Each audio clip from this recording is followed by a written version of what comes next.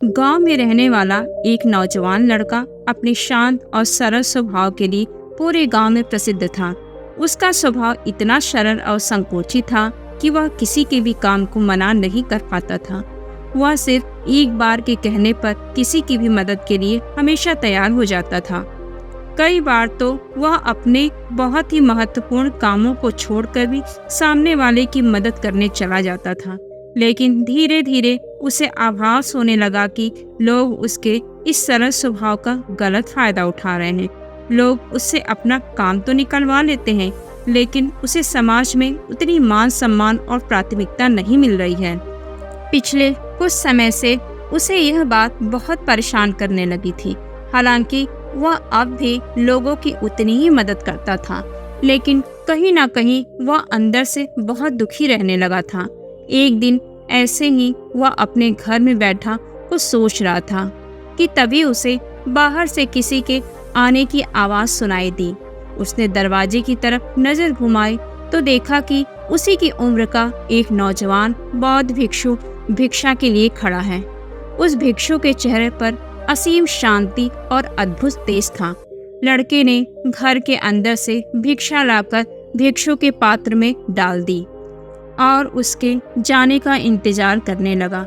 लेकिन वह नौजवान भिक्षु पूरी शांति और एकाग्रता से उस लड़के के चेहरे की तरफ ही देख रहा था। अचानक उसने लड़के से पूछ ही लिया, तुम किसी बड़ी चिंता में दिखाई पड़ रहे हो। पहले तो लड़के ने भिक्षु के प्रश्न को टालने का प्रयास किया, लेकिन बार बार पूछे जाने पर उनके शांत चित्त से प्रभावित होकर लड़के ने अपना दुख बौद्ध भिक्षु को बताना शुरू कर दिया। उसने कहा, मैं हर किसी की मदद के लिए तैयार रहता हूँ, मैं हर किसी के लिए उपस्थित रहता हूँ, लेकिन लोग मेरी उपस्थिति को महत्व नहीं देते। समाज में ना तो मुझे और ना ही मेरी जरूरतों को प्राथमिकता दी जाती है। मुझे मेरे अच्छे कामों का श्रेय कभी नहीं मिल पाता। बौद्ध भिक्षु उस नौजवान की बात को पूरे ध्यान से सुना और कहा, फिर तो तुम्हें मेरे साथ मेरे गुरु के पास चलना चाहिए। आज आश्रम में हमारे गुरु इसी विषय में प्रवचन देने वाले हैं। बिना मांगे समाज में उचित मान सम्मान और इज्जत कैसे हासिल करें। वह लड़का भिक्षु के साथ उनके आश्रम में चलने के लिए तैयार हो जाता है।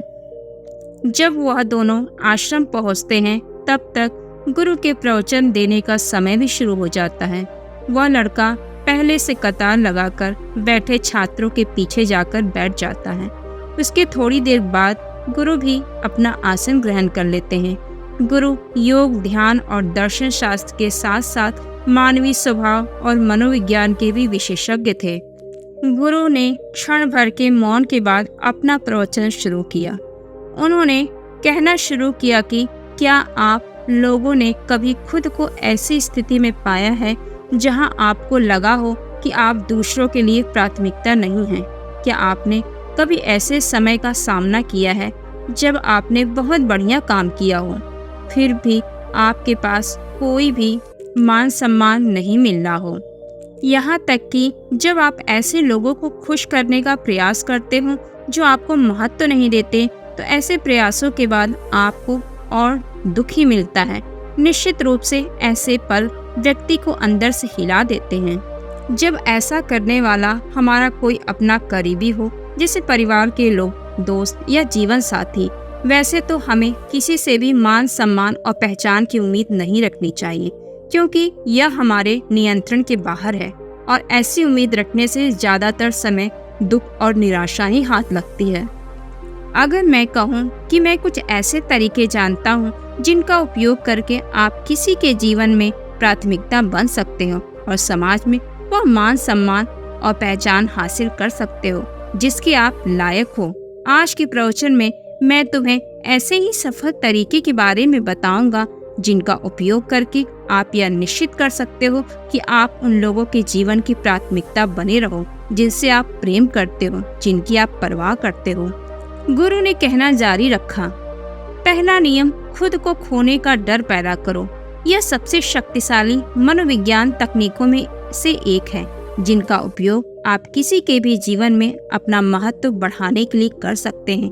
खुद को खोने का डर पैदा करके आप सामने वाले को मजबूर कर सकते हैं कि वह आपको भी अपने जीवन में उचित प्राथमिकता दे। लोग अक्सर नई चीजों को पाने के लिए उतना उत्साहित नहीं होते जितना जो उनके पास है उसे खोने से डरते हैं।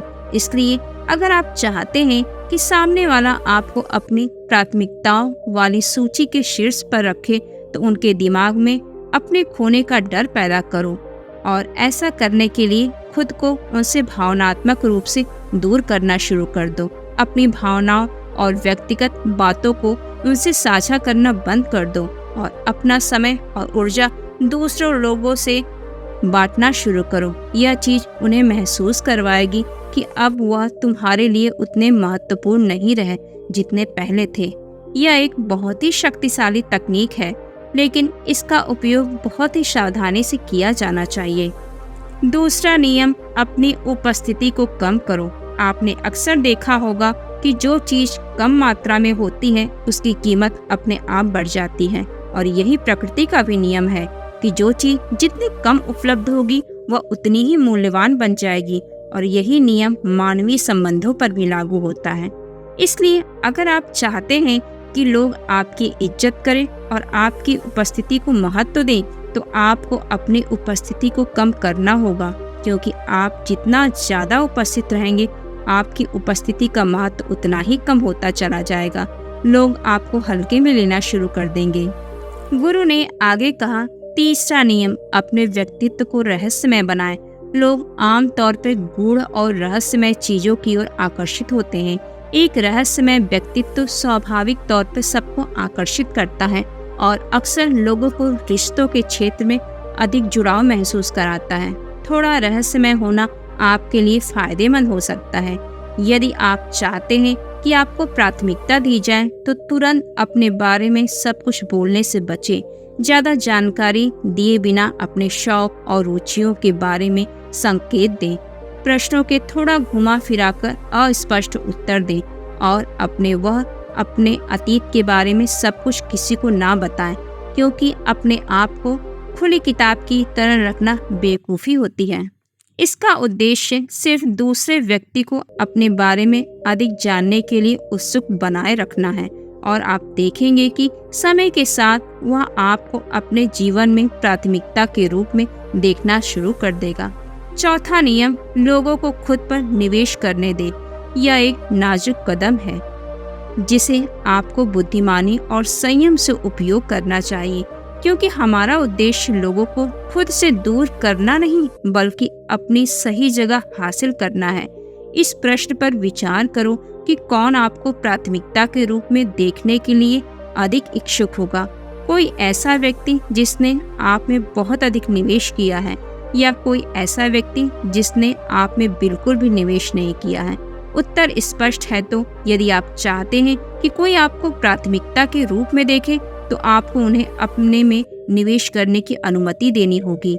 यह कई तरीकों से किया जा सकता है। उदाहरण के लिए, उन्हें अपना समय आप पर निवेश करने दें, उनकी भावनाओं को अपने से जुड़ने दें। केवल उन झूठी उम्मीदों को बढ़ावा ना दें जिन्हें आप जानते हैं कि आप पूरा नहीं कर पाएंगे। साथ ही यह भी दिखाएं कि आपका समय मूल्यवान है, हमेशा उपलब्ध ना रहे और कभी कभी उन्हें भी इंतजार करने दें। पांचवा नियम, खुद को और अपनी जरूरतों को प्राथमिकता दें। इसका मतलब स्वार्थी होना नहीं है। खुद को प्राथमिकता देने का मतलब है स्वयं को ऐसी जगह पर ना होने देना जहां आप एक प्राथमिकता नहीं हैं। उदाहरण के लिए, अगर आप जानते हैं कि कोई आपको उतनी इज्जत नहीं दे रहा है जितनी उसे आपको देनी चाहिए, तो फिर ऐसे इंसान से क्यों इतनी नजदीकियां बढ़ाना। ऐसे लोगों के बीच रहकर जो आपको अपनी प्राथमिकता मानते हैं और महत्व देते हैं, ज्यादा संभावना है कि दूसरे भी आपको उचित सम्मान देना शुरू कर दें, और आपका अपनी नजरों में जो आत्मसम्मान बढ़ेगा वह अलग से। गुरु ने आगे कहा, आप सबका यह समझना जरूरी है कि आप स्वयं के प्रति दूसरे व्यक्ति की भावनाओं को नियंत्रित नहीं कर सकते। आप स्वयं के प्रति केवल खुद की भावनाओं को नियंत्रित कर सकते हैं। इसलिए यदि आप किसी के जीवन में प्राथमिकता बनना चाहते हैं, तो सुनिश्चित करें कि पहले आप अपने जीवन में प्राथमिकता बने। छठवां नियम, किसी को भी अपने जीवन का केंद्र मत बनाओ, किसी को भी अपने दिमाग में इतना मत बड़ा करो कि वह आपके जीवन का केंद्र बिंदु ही बन जाए। जब तक वो इंसान आप पर ध्यान न दे, आपकी तारीफ न करे, आपको खुशी नहीं मिलती। अगर उस इंसान ने कह दिया आप अच्छे लग रहे हैं या आपने यह काम अच्छा किया है तो आप खुश हो जाते हो। लेकिन अगर किसी दिन उसी इंसान ने कह दिया आप ठीक नहीं हो या आपका काम मुझे नहीं पसंद आया, तो आप दुखी हो जाते हो। अगर आपने इस स्तर तक किसी और को अपने जीवन का नियंत्रण दे रखा है, आपने उसको इतना बड़ा बना रखा है, तो खुद को दुखी करने की व्यवस्था आपने खुद ही कर रखी है, क्योंकि आपकी भावनाओं की चाबी उस व्यक्ति के हाथ में है। 7वां नियम, हमेशा बातचीत शुरू करने वाला व्यक्ति बनना बंद करो। अगर आप ऐसे व्यक्ति हैं जो हमेशा खुद सामने वाले से बातचीत की शुरुआत करते हैं, तो अपनी इस आदत पर लगाम लगाइए। यह नियम कुछ लोगों को अजीब लग सकता है, क्योंकि अगर हम किसी के जीवन में प्राथमिकता बनना चाहते हैं तो क्या हमें बातचीत की शुरुआत करने वाला व्यक्ति नहीं बनना चाहिए?